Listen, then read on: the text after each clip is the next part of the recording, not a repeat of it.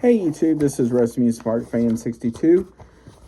It is Monday, March the 3rd at about 4:45. In today's video, I'm here to talk about my review of the Elimination Chamber 2025. Now, before I go in with the video, I want to say this chamber show as a whole was really well done.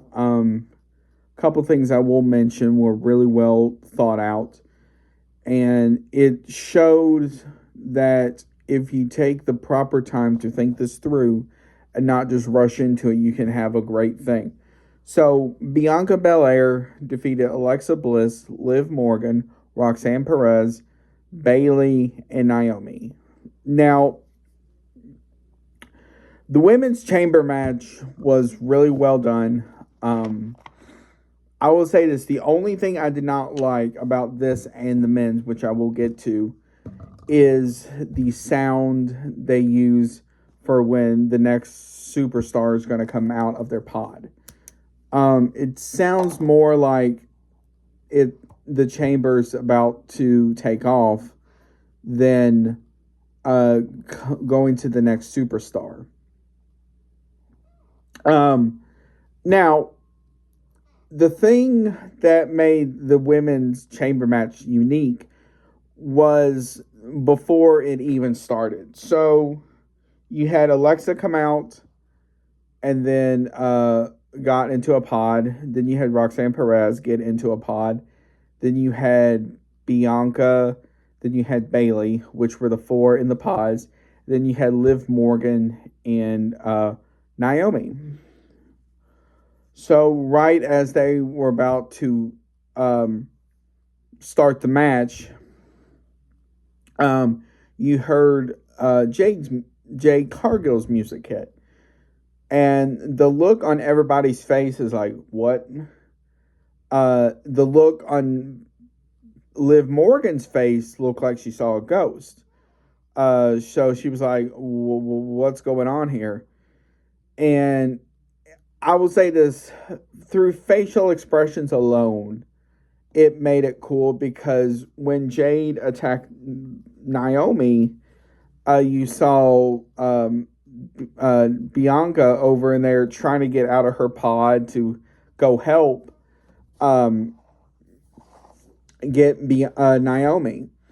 And it showed just how well this was thought out. And then you had Alexa looking like, oh. Then you even had Bayley and Roxanne Perez have look in fear as they see Naomi basically getting thrown around like a rag doll as Jade hit her with a big boot, slammed her into two different pods, and all of that stuff. The other interesting thing that happened in this match toward the end was between Bianca Belair and Liv Morgan. So as they were on top of one of the pods, I think it was Bianca's pod, Liv Morgan grabbed her hair and was holding on to it. So when she finally got back onto top of the pod, Bianca hit her and it sounded like a gunshot. And even the commentators were like, oh, type stuff. So it showed when you take the time for this stuff, it can pay off really well.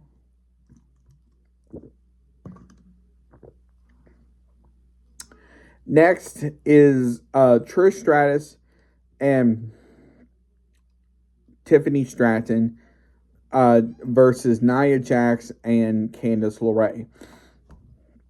Now, while this did not live up to the women's chamber match, this still was a very good match, and you sort of knew Candice and Nia were going to win. – But to what extent? All of them did their regular finishing maneuvers, and Tiffany Stratton hit their prettiest moonsault ever on,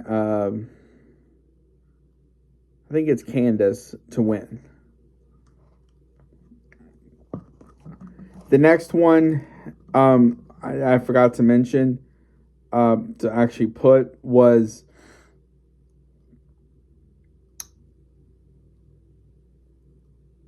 Kevin Owens versus Sami Zayn. Now, this one was brutal. Now, was it on the brutal sense like an AEW match? No.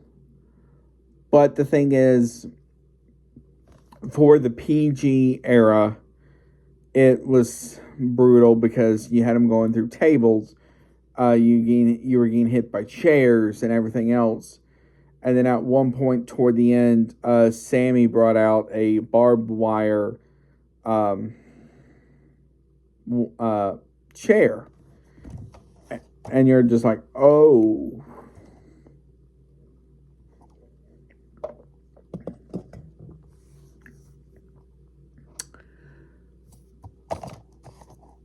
And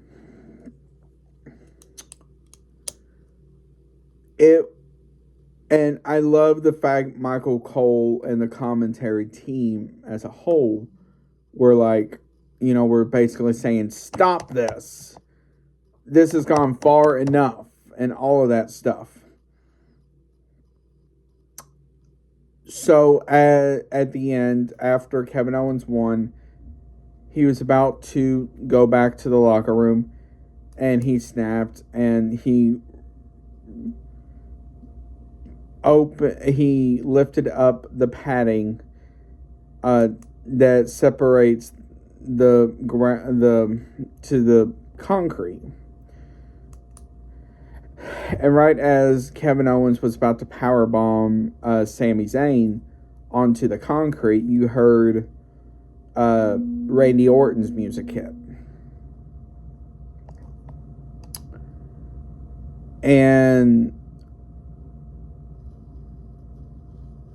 so they had their own thing, and Randy Orton RKO'd Kevin, as well as some security.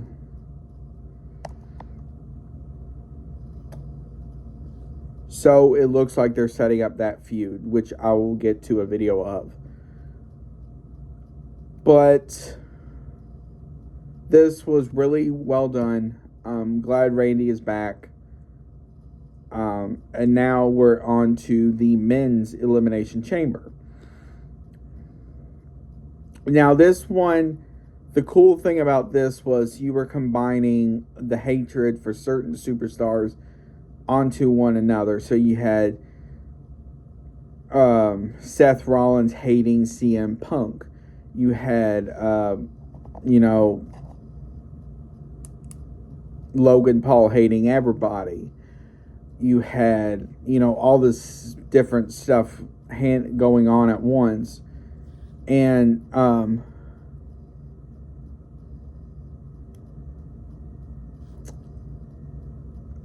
one of the cool, funny parts was when Logan came out. So he went back and grabbed an American flag, and he was waving it to a sea of boos. So the final four was CM Punk, Seth Rollins, Logan Paul, and Damian Priest, I believe. So then Damian Priest got eliminated by Logan Paul. So then the final three was and John Cena. I forgot John Cena's in there too. So the ending was interesting because so the final three was John Cena, Punk, and Rollins. So they were all doing their finishing maneuvers onto each other. And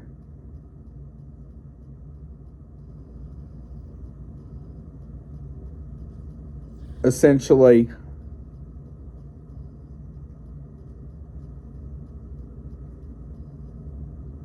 what happened was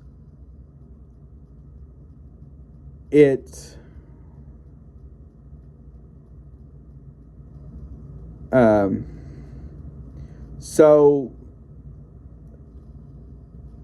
Punk eliminated Seth Rollins, and then so it came down to Cena and Punk. And so Punk went to the ropes. Seth Rollins came and hit his stomp onto Punk onto the outside of the ring, which is the hardest part of the ring. And you could tell Punk really wasn't there. So Cena did one of his maneuvers, and Punk went to sleep, and Cena won.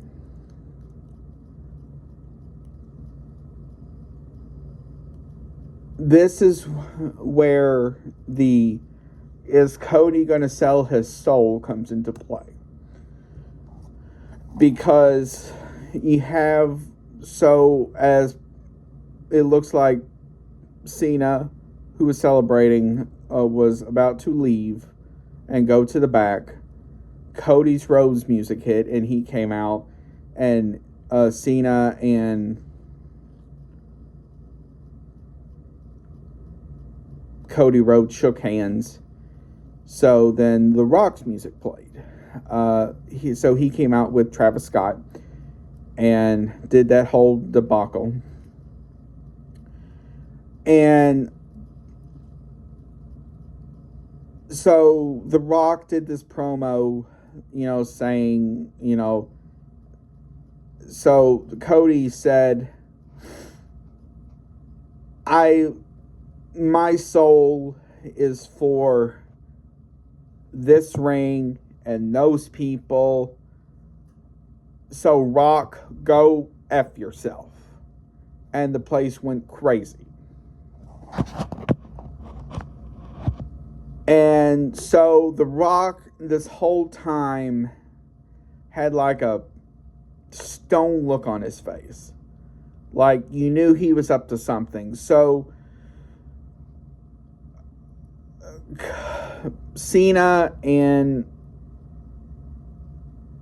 Cody hugged again. But this time the camera panned to Cena, and he went from, happy to like a stone look on his face. And so Cena kicked Cody in the balls and basically beat the crap out of him. So he took off his Rolex watch and hit him with that. And then he hit Cody with the WWE Championship. And meanwhile, you saw Travis Scott over in the corner lighting up a joint, I guess it was. Don't know how they feel about that. But this whole thing, and then you saw at one point Cena and Travis Scott holding Cody by his hands and by his feet, while The Rock whipped him with the Mama Rhodes belt that The Rock showed on SmackDown.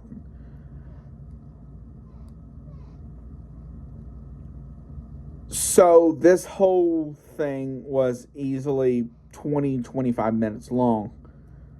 But it was something you did not expect, because Cena has been the face of the company for over 20-something years now, which I'm going to do a video about. And